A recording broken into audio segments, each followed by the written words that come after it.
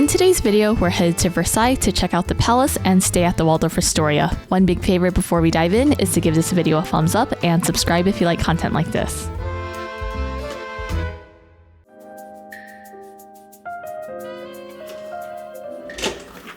Welcome into the Waldorf Astoria Versailles. This is a standard king room with a garden view. One interesting thing is that there are two separate buildings here. So we are in the pavilion building and the main building is over there. So in order to come over here where some of the rooms are, either walk outside or through a tunnel downstairs. The room itself is pretty straightforward, so it is not high tech at all. No plugs by the bed. Light switches on the floor are in the back. In terms of furniture, I feel like they could have selected better ones because in order to open the window, you had to shift it out of the way. And now if I want to show you the beverage section, I have to push this couch out of the way too. Maybe it belongs together to make a whole couch. Over here is the beverage station. So an espresso, hot water kettle, and some teas. There's a weighted mini bar down here.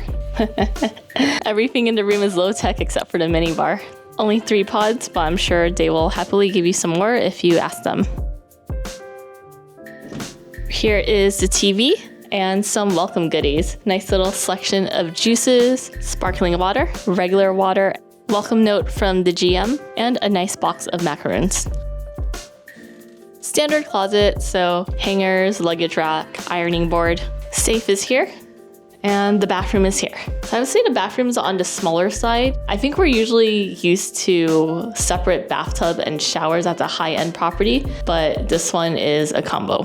And all of the bath amenities are from here.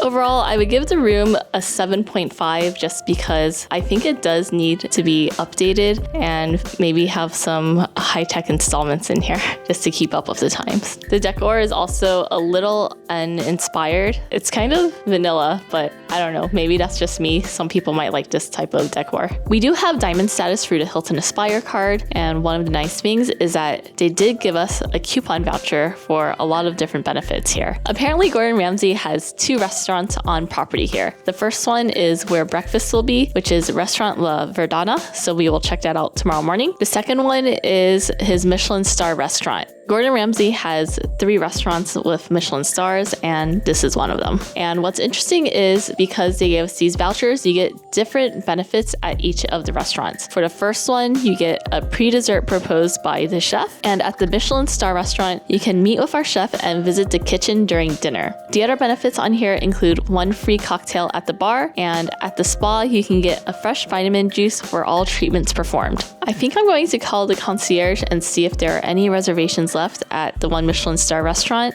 I think since we do have the Hilton Aspire resort credit to use, why not try it? And I'll let you know how it goes. A few moments later. Well, just called the concierge, and apparently the Michelin star restaurant is privatized tonight. Must be fancy. All right, so we are going to try getting reservations for tomorrow night, and I guess we'll just take a late night train to the airport tomorrow when we leave. We'll let you know if we are successful or not in getting reservations tomorrow. Let's be serious. You're not taking a train. You're taking Uber. Seb says we're taking Uber, which is probably true. Let's be real. Yeah. You're going to walk with all that stuff? Oh, the sunset looks really pretty. It's like rainbow sunset. For dinner, it was a quick 15-minute walk to Town Square area, and we went to La Tour. The restaurant focuses on beef, so we ordered the escargot, beef tartare, and the French prime rib. Maybe we ordered a little bit too much food, but it was all delicious. The funny thing about Europe is that a glass of wine is usually cheaper than a bottle of water. Service was super friendly, and I'd happily eat here again. Prices were also relatively reasonable for a tourist destination. Good morning. It's breakfast time, so since we have Hilton Diamond status, it is included in our rate. Overall, it's a pretty simple breakfast spread. I have the basics, bread station, fruits, okay selection of hot items, and some cheeses.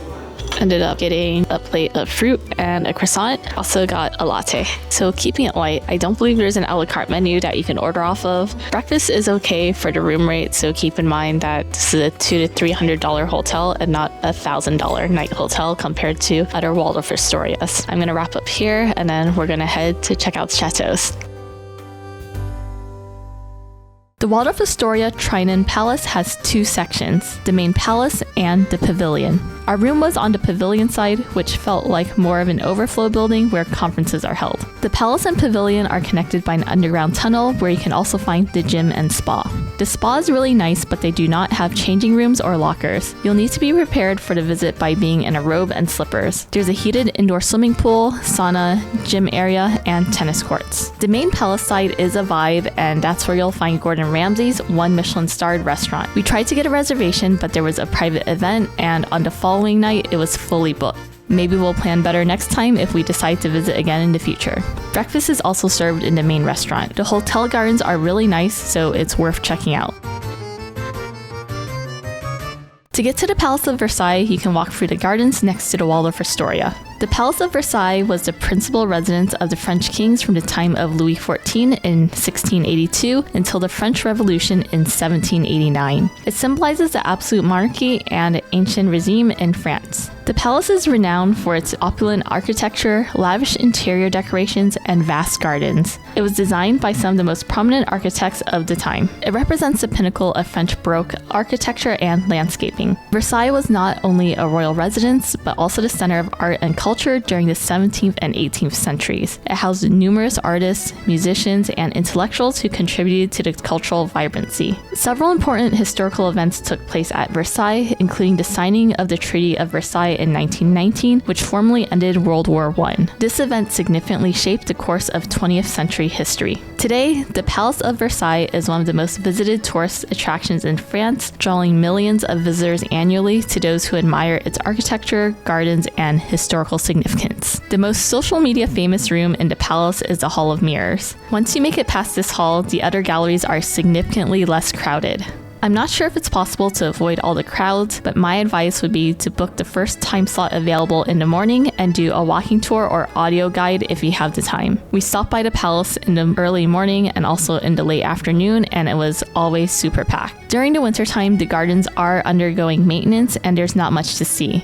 We'll have to visit again when the gardens are in full bloom. Overall, I think the Palace of Versailles is definitely worth checking out, especially if you are a history lover. There's also a tram that goes around the building. We did walk here from the Waldorf Astoria, and it's almost our checkout time, so I don't have time to get on the tram and show you around, but maybe in the afternoon we might have some time, who knows. We ended up buying flexible tickets from the concierge. It is just a little bit more of a premium by a few dollars, but I think it's worth it. You basically get a 2-day passport and includes all of the buildings, and you get to skip the line, which is probably the part that's more worth it to me. But it's also nice that it's a 2-day ticket, so you can take your time in Versailles and see everything if that's what you want to do. It's 20 for 1 day and 25 for 2 days, normally for VIP, so I believe the tickets were 36 euros each. I forget. It was something reasonable where the premium was only about 5 euros, where I was like, okay, yeah, I guess I'll pay that, because we cannot stick to a schedule. We're very go with the flow people, so there's that. I think it's worth a day trip if you are coming from Paris. Just get on the earliest trains. That way all the tour buses are not here yet, and you can get a little peace and quiet to yourself. For a stay, it depends on the season, but the Waldorf Astoria was only $200-300 per night, so I think it is a nice escape if you want to escape the city, so it's not as polluted here. Prices are reasonable for the restaurants, and it's a cute little town, so I think it's worth, if you want a nice relaxing getaway, worth checking out. Okay, we're gonna head back to the Waldorf, pack, and see what happens next. After visiting the palace, we walked around Versailles to window shop and enjoy an afternoon coffee. We stopped by a bistro for an early dinner before taking off to the airport. We ordered the French onion soup, escargot, prawn risotto, and the beef stew.